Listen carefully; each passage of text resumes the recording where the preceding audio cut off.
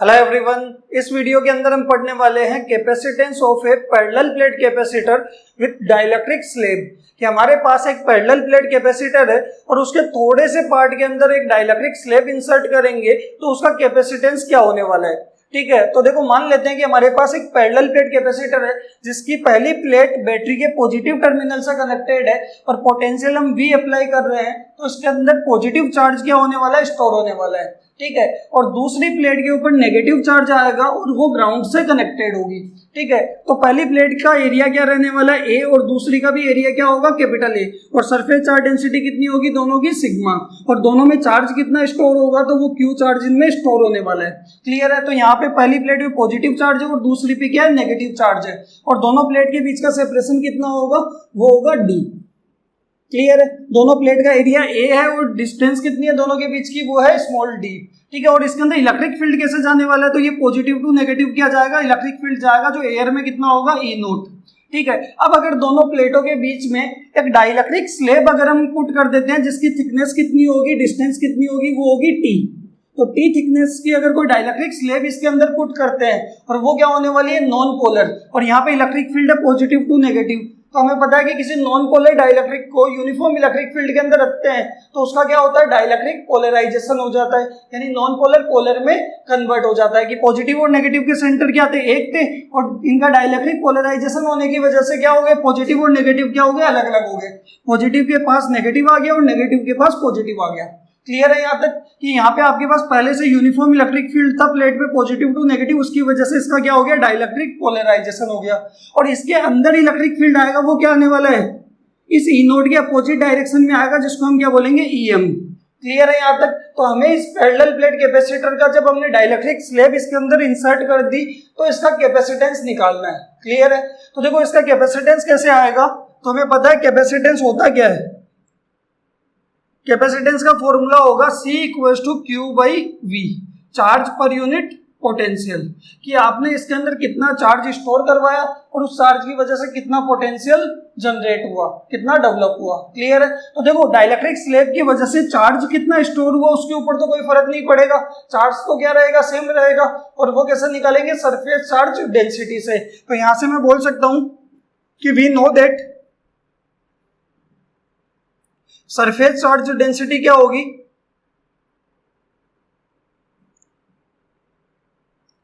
Sigma equals to charge per unit area. Clear है, तो charge कितना स्टोर होगा, क्योंकि देखो प्लेट का एरिया भी फिक्स है, सरफेस चार्ज डेंसिटी भी फिक्स है, तो कितना चार्ज आएगा वो एरिया और सरफेस चार्ज डेंसिटी पे डिपेंड करेगा, तो वो आ जाएगा सिग्मा इंटू ए।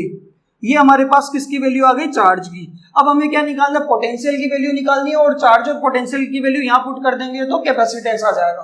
बट यहाँ से अगर आप देखोगे तो पोटेंशियल किस पे डिपेंड करता है, वो करता है इलेक्ट्रिक फील्ड और डिस्टेंस पे, क्योंकि E बराबर क्या होता है, V बाई डी होता है। हमने पढ़ रखा है कि इलेक्ट्रिक फील्ड क्या होता है, पोटेंशियल ग्रेडियंट के बराबर होता है, तो पोटेंशियल क्या होता है, electric field into distance. Clear है, लेकिन यहाँ पे अगर आप देखोगे तो डाइलेक्ट्रिक स्लैब का इलेक्ट्रिक फील्ड अलग है, तो इसका पोटेंशियल भी क्या आएगा, अलग आएगा, और इस एयर का इलेक्ट्रिक फील्ड क्या अलग है, तो यहाँ पे भी क्या आएगा, पोटेंशियल अलग आएगा। तो दोनों के बीच के इस पूरे सिस्टम का पोटेंशियल कितना होने वाला है, यानी इस प्लेट और इस प्लेट के बीच में चार्ज की वजह से टोटल कितना पोटेंशियल डेवलप होगा। तो हम बात करते हैं टोटल पोटेंशियल की, और टोटल पोटेंशियल क्या होगा, वो होगा पोटेंशियल ड्यू टू, एक तो आएगा एयर की वजह से, कि जितना एयर बचा हुआ है, कि भाई आप पूरी डिस्टेंस डी है और इसमें से टी थिकनेस की हमने डाइलेक्ट्रिक स्लैब रख दी, मान लो टोटल 10 है और 3 सेंटीमीटर के अंदर हमने क्या रखी है, डाइलेक्ट्रिक रखी है, तो साथ में क्या आपकी एयर है।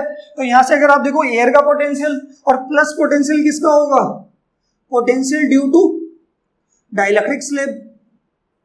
आया समझ में, तो यहां से अगर आप देखोगे तो एयर का पोटेंशियल कैसे आएगा, तो एयर का इलेक्ट्रिक फील्ड इंटू एयर की डिस्टेंस, तो V बराबर, तो यहां से देखो एयर का इलेक्ट्रिक फील्ड कितना है, तो एयर का इलेक्ट्रिक फील्ड तो E नोट, और एयर कितनी डिस्टेंस में है, तो अगर आप देखोगे D में से अगर T माइनस कर देंगे तो बची हुई डिस्टेंस में आपकी क्या एयर है, तो इसकी डिस्टेंस कितनी होगी, D माइनस T।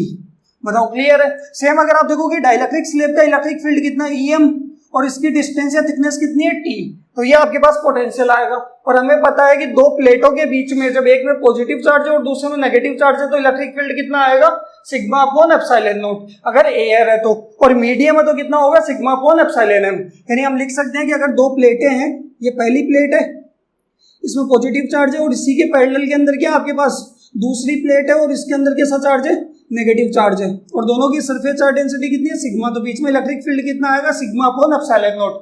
अगर क्या एयर है, अगर मीडियम होगा तो कितना आ जाएगा, sigma upon epsilon M. Clear है। तो यहां से आप क्या लिख सकते हो कि पोटेंशियल देखो ई नॉट को तो क्या लिखूंगा कि एक प्लेट पॉजिटिव है दूसरी पे नेगेटिव है और बीच में इलेक्ट्रिक फील्ड कितना आएगा, वो आएगा सिग्मा अपॉन एयर के लिए एप्सिलॉन नॉट, और डिस्टेंस कितनी है, डी माइनस टी। बताओ क्लियर है। अगर ईएम निकालेंगे तो यहाँ पे अगर आप देखोगे तो यहाँ पे भी पॉजिटिव है और इस पे क्या है, नेगेटिव है। एक प्लेट पॉजिटिव और नेगेटिव के बीच में इलेक्ट्रिक फील्ड कितना होगा, तो मीडियम के अंदर होगा सिग्मा अपॉन एप्सिलॉन एम, और थिकनेस कितनी है, टी। बताओ क्लियर है। अब एप्सिलॉन एम को हम क्या लिख सकते हैं, इसको लिख सकते हैं एप्सिलॉन एम बराबर होता है dielectric constant into epsilon naught, क्योंकि के बराबर कितना होगा, epsilon M upon epsilon naught. ये चीज पता है। तो यहां से अगर आप देखोगे तो v बराबर कितना आ जाएगा, sigma upon epsilon not D minus T plus sigma के एप्सिलॉन नॉट इंटू टी। बताओ क्लियर है यहाँ तक। अब अगर आप पूरे में देखोगे तो सिग्मा अपॉन एप्सिलॉन नॉट तो क्या आ रहा है, कॉमन आ रहा है। यहाँ पे क्या बचेगा, डी माइनस टी प्लस का टी बाई के। ये हमारे पास क्या है, पूरा पोटेंशियल आया कि इस पूरी दोनों प्लेटों के बीच के अंदर एयर की वजह से पोटेंशियल प्लस डाइलेक्ट्रिक स्लैब का पोटेंशियल, ये आपके पास क्या है, टोटल पोटेंशियल आया। क्लियर है। क्योंकि देखो मीडियम इंट्रोड्यूस करने पे चार्ज पे कोई फर्क नहीं पड़ेगा, किसमें फर्क पड़ेगा, इलेक्ट्रिक फील्ड चेंज हो जाएगा, यानी एयर का इलेक्ट्रिक फील्ड अलग होगा और डाइलेक्ट्रिक का इलेक्ट्रिक फील्ड अलग होगा, तो पोटेंशियल भी क्या आएगा, अलग अलग आएगा। क्लियर है। तो हमने पूरा नेट पोटेंशियल निकाल लिया। अब क्या करेंगे, चार्ज और पोटेंशियल की वैल्यू इस इक्वेशन 1 में पुट करते हैं। इसको मान लेते हैं इक्वेशन नंबर 3। तो क्या लिखूंगा, पुट इक्वेशन 2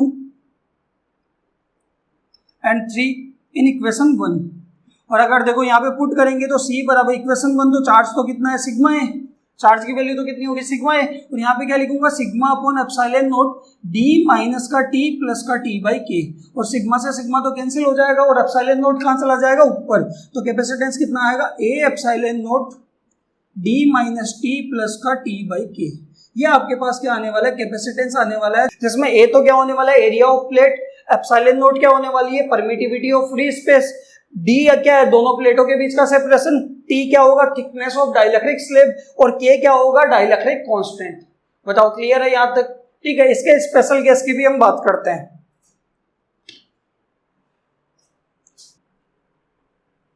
तो देखो यहां से हमारे पास कैपेसिटेंस आया, वो आया C बराबर A epsilon not D minus T plus T by के। और मैं यहाँ पे पहले बता चुका हूं कि ए क्या है, area of plate, epsilon naught है permittivity of free space, D क्या है, दोनों प्लेटों के बीच का सेपरेशन, टी है थिकनेस ऑफ डाइलेक्ट्रिक स्लैब, और के है डाइलेक्ट्रिक कांस्टेंट। क्लियर है। तो ये कैपेसिटेंस आने वाला है जब पैरेलल प्लेट कैपेसिटर के अंदर हम थोड़े सी डिस्टेंस के अंदर कोई डाइलेक्ट्रिक स्लैब इंसर्ट कर देंगे। क्लियर है यहां तक। अब अगर हम इसके स्पेशल केस की बात करें कि अगर मैंने कहा कि T की वैल्यू कितनी है, 0, T की वैल्यू का मतलब है डाइलेक्ट्रिक की स्लैब की थिकनेस कितनी है, वो है 0, मतलब डाइलेक्ट्रिक स्लैब नहीं है, तो कैपेसिटेंस कितना आएगा, वो आएगा, क्योंकि डाइलेक्ट्रिक स्लैब नहीं है तो क्या सिर्फ एयर है, तो कैपेसिटेंस क्या आएगा, एयर का आएगा, और वो कितना होगा, तो देखो A epsilon not D minus 0 plus 0 by के, तो कितना आ जाएगा, A epsilon not by D. और यही सेम हमारे पास जब हमने एयर के लिए निकाला था तो सेम आया था। क्लियर है। अगर सेकंड केस की बात करते हैं कि अगर मैंने लिख दिया T बराबर डी, T बराबर डी का मतलब है कि थिकनेस और दोनों के बीच का सेपरेशन बराबर है, मतलब जितनी दोनों प्लेटों के बीच की डिस्टेंस है पूरे के अंदर क्या है, डाइलेक्ट्रिक स्लैब है, मतलब डाइलेक्ट्रिक मीडियम है, तो कैपेसिटेंस कितना होगा, तो C बराबर आ जाएगा A epsilon not D minus T की जगह भी डी प्लस डी बाई के, तो ये डी से तो डी कैंसिल हो गया, ये कितना आ जाएगा, के A epsilon not by D. और ये भी मैंने लास्ट वीडियो के अंदर आपको बताया था कि जब दोनों प्लेटों के बीच में पूरी स्पेस के अंदर अगर हम मीडियम इंट्रोड्यूस कर देंगे एयर की जगह, तो कैपेसिटेंस कितना होगा, एप्सिलॉन नॉट की जगह एप्सिलॉन एम आएगा, और उसको क्या लिखेंगे, के एप्सिलॉन नॉट। यदि पूरे के अंदर अगर हम मीडियम इंट्रोड्यूस करेंगे तो कितना आएगा, के A epsilon not by D. Clear है। और अगर थोड़ी सी थिकनेस है कि थोड़ी सी जगह के अंदर हमने डिस्टेंस में डाइलेक्ट्रिक स्लैब पुट किया तो कैपेसिटेंस कितना होगा, ये अगर पूरे के अंदर एयर है तो कैपेसिटेंस होगा A epsilon not by D, और अगर पूरे में मीडियम है तो क्या होगा, के A epsilon not by D. बताओ क्लियर है यहाँ तक। तो ये आपका capacitance of A parallel plate capacitor with dielectric slab.